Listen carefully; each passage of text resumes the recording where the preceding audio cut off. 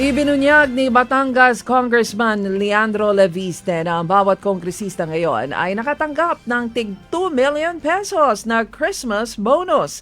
Ito'y bukod pa sa kanilang 300,000 na buwan ng sweldo kahit karamihan sa kanila ay nakabakasyon na at wala namang ginagawa.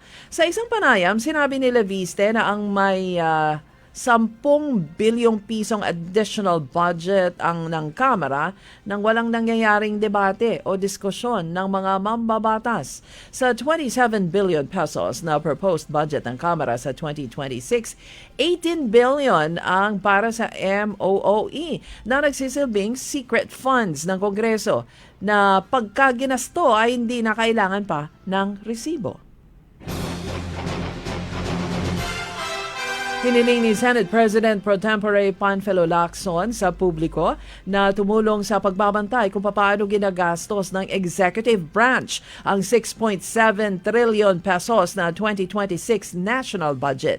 Giit ni Lacson, hindi dapat matapos ang pampublikong pagbabantay sa oras ng approval at pagpirma sa batas, kundi dapat ipagpapatuloy sa aktwal na implementasyon. Idinagdag niya na ang 2026 budget ay magiging sukatan kung may tunay na reforma sa gobyerno at dapat pag-aralan ang mga nakaraang kaso ng korupsyon sa mga nakaraang budget.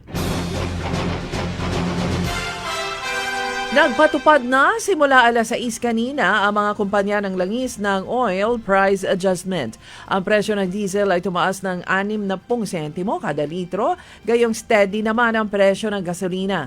At dahil dyan ngayong 2025 mula Enero hanggang kahapon, ang presyo ng gasolina ay tumaas ng 20 pesos and 50 centavos per liter, habang ang diesel naman ay tumaas ng 20 pesos and 85 centavos bawat litro.